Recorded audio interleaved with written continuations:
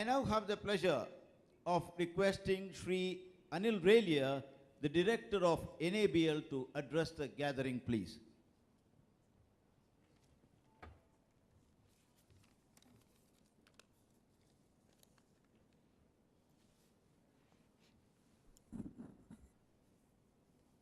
Dr. R.P. Singh, Secretary General, Quality Council of India, Dr. Alexander, and other members on the dais, delegates, ladies and gentlemen. Well, first of all, I'd like to thank CAHO for giving me an opportunity to participate in this conference. And I'd also like to appreciate the initiative taken by CAHO, a responsibility that they have created this platform for the healthcare providers, accredited healthcare providers, the laboratories, the blood banks, the hospitals, coming together and discussing the issues and benefiting out of them. Well, very well said in the journey by Dr. Agarwal that a lot of work is being initiated, especially when we're talking about energy efficiency in hospitals. 15% saving in electricity bill is a big saving. He talked about launching an apps where anybody who is unknown to a location can find out an appropriate hospital or a laboratory nearest to his location and the facilities which is going to provide. Another thing he talked about is helping the non-accredited entities. I attended one of the meetings where a model was being discussed that a mother healthcare organization, hospital, will support some small hospitals and prepare them for accreditation. Very well done. Well, when we are talking about all these benefits, there is a cost cutting, cost saving. My feeling is that whatever the money is being saved, that should be passed on to the patients. The medical science is improving day by day. A lot of technology is being brought into it. The cost is going up. So whatever the CAHO is doing, the benefit should actually be passed on to the last stakeholder, that is the patient. In the morning session, there was a talk about, there was a discussion. Well, I only suggested that when industry or a hospital or a laboratory is buying an equipment from a manufacturer, the terms are quite different. The cost paid could be double. But if CAHO helps them, when the indent goes to CAHO from many hospitals or laboratories, they can negotiate an equipment and can fix a rate price, and that benefit can go to the laboratories or the hospitals and can ultimately be passed on to the patient. Well, another thing is, I spoke to some people outside, delegates outside, that when they are buying equipment, probably they are not sure about the technical specification. CAHO can also provide this platform that what type of equipment, what model of equipment, what range of equipment has to be purchased for doing certain experiments or the testing. And the last thing I will say, CAHO is doing a good job.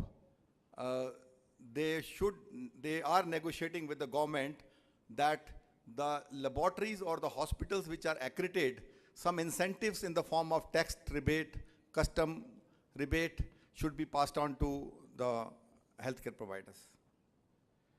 Well, all the best to CAHO for future conferences.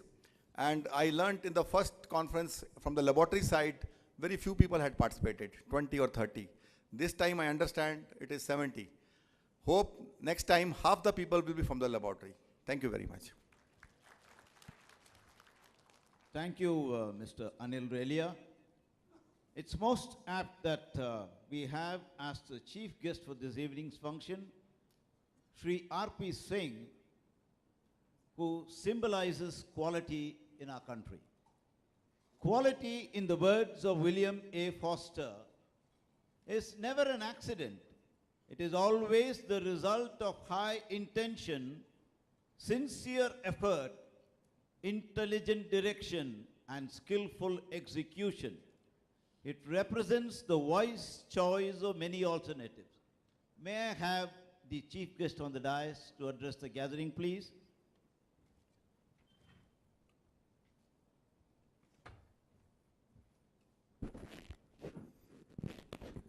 Thank you. Good afternoon, everyone. Alex, Mr. Dr. Agarwal, Dr. Sadullah, Relia ji, and my dear Dr. Swami. Every year, Kaho is becoming stronger and bigger. And I'm pretty sure that, as Mr. Relia said, that next year a group of people from the labs also would start joining KahoCon.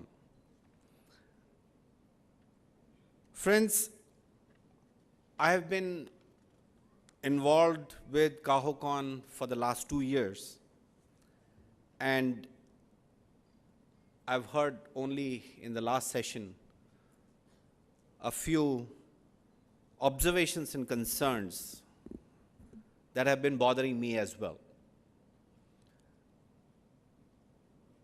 The biggest concern is, as you grow bigger and you gain acceptability, the accountability also starts coming on to you. And in order to fulfill that accountability, it is important that all of us recognize in which space we are working. We are working in a voluntary space. And when you're working in a voluntary space, the most important thing that any one of us should do and must do is to promote. Finding faults is very easy. It's any Tom, Dick, and Harry can find a fault, you know. And that has been happening in India for the last almost 70 years. We always go to, in the government, you know, we go to finance and say, these buggers don't understand anything. Only because they can find faults. Intelligence comes when within those fault lines, you can create opportunities. And that is where the intelligence of a person shines. Among all the myriad of problems that we have, among all myriad of issues that a healthcare provider might be facing, an intelligent assessor is one who can tell you how to improve upon things within an organization and make it sustainable. And that is where my biggest concern has been. In the last session, somebody said traumatic experiences. Now that kind of a word I'm hearing for the first time, but it's an eye-opener. It's an eye-opener because it is happening. It must be happening. And I take things on face value, you know. If somebody is telling me in such a august gathering that such things are happening, all of our seniors must start looking into it. Dr. Gyani is there, who built upon this whole system of accreditation under QCI. And it is for him to find a way out of it, and people like him to find a way out of it. Because in that one 5-minute presentation, you know, he somehow brought to focus a lot of issues. Gandhiji once said, you know, and I quote it very often, that first they will ignore you, then they will laugh at you, then they will fight you, and eventually you win. In that 5-minute presentation, everything was there. That assessor don't talk to your management, ignoring them. They laugh at you, that you are not competent. They fight you also, that no, this is how it should be done, rather than understanding the innovation that people might be doing in tier 3 cities or tier 2 cities. But having gone through all this, eventually, I'm pretty sure that hospitals who come on their own without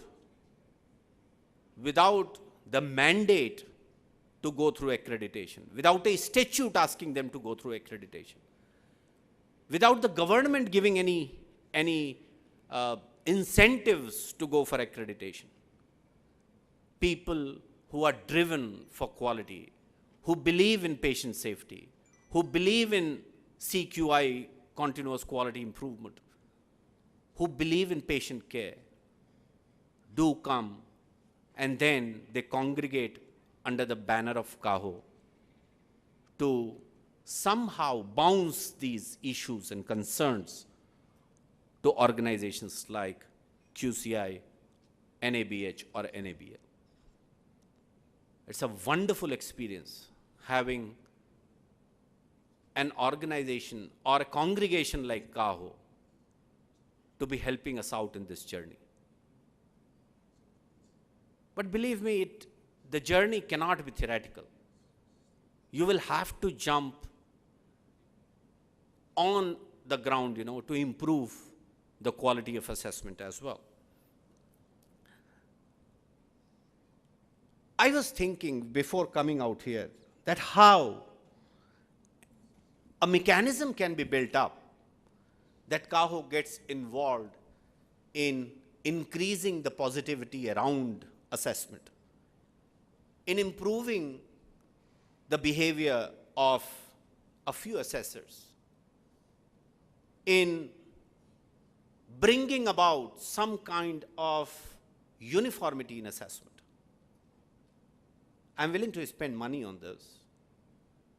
And it's just a very initial thought, but I would like KAHO for 1 year, wherever NABH assessment is happening, you send a silent observer from KAHO, from any accredited hospital in that particular city or town, and let him only observe and send you a report. If you start doing it, we will get these on-site assessment reports without anybody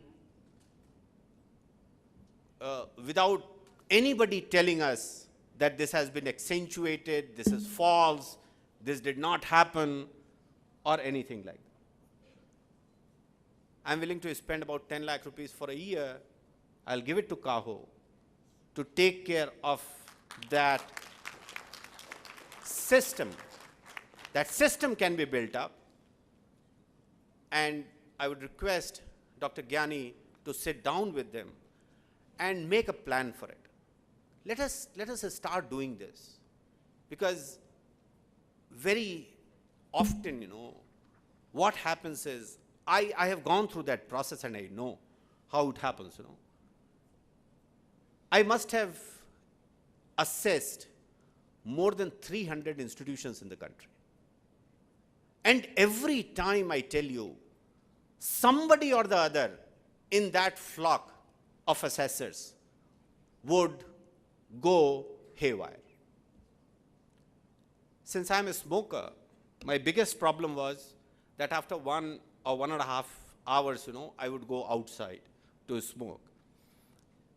And my habit was that I would go and talk to those security guards, the peons, and I will take a feedback. भैया कितना पैसा मिलता है? साहब बहुत कम पैसा देते हैं, 2,500 rupees only. अच्छा, how long have you been working?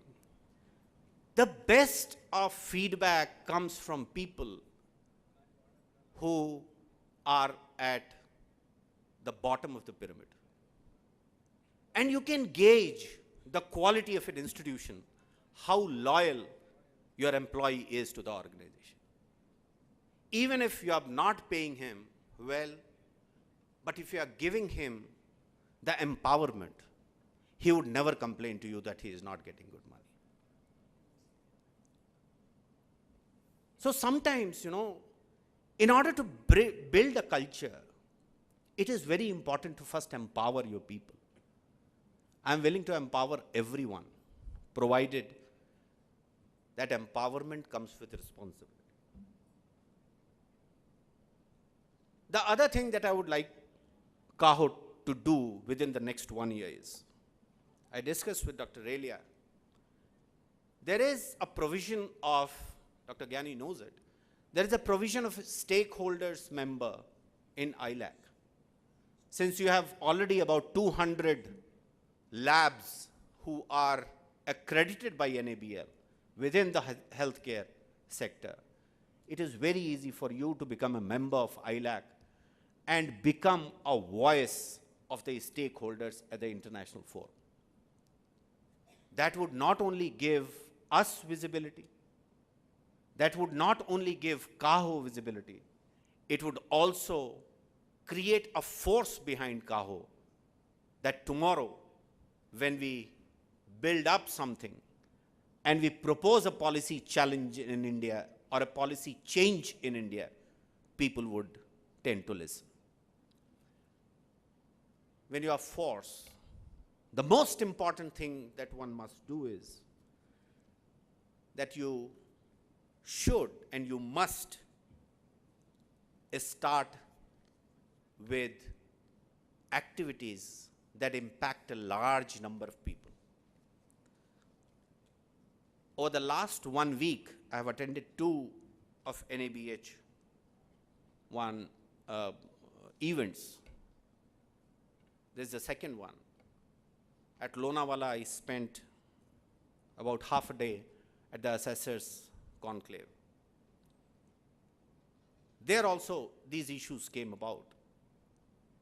The uniformity in assessment, how we can make the assessment more objective.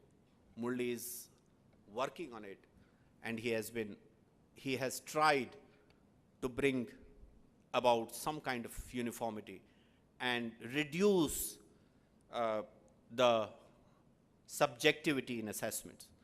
He had even split the guidelines and the other assessor's manual kind of a thing.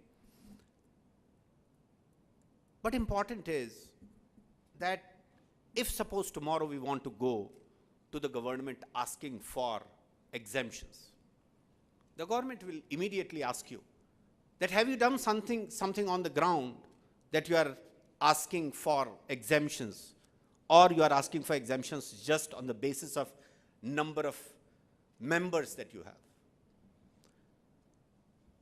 So before we ask for excise credits or excise exemptions or customs exemptions, let us show to people who matter that we are working on the ground, improving the quality of service by accountable healthcare organizations who take this service as a responsibility to the society.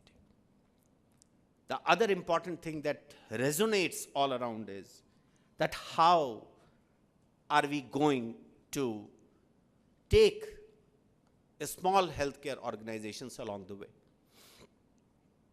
It is very true that small healthcare organizations might be feeling scared that full NABH accreditation is beyond us, or it is too costly for us to afford it. Can we think of a maturity model? Can we think of a graded model? Can we think of a ranking model? Over the last 2 days, the Prime Minister has been sitting with the education, healthcare, and Niti Aayog, deciding about policies. And my team, the QCI team of about 6 people who have been working in healthcare sector at Niti Aayog, have brought out very important issues to the fore. I'm expecting within the next 1 year, healthcare and especially small healthcare providers would be the focus in India.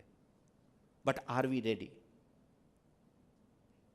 Are we ready, or we only want to say that the entry level standards are good enough for a small healthcare organizations? I don't know. I'm not in the field, therefore I would not be able to. But can we think of something which can engage the attention of small healthcare providers?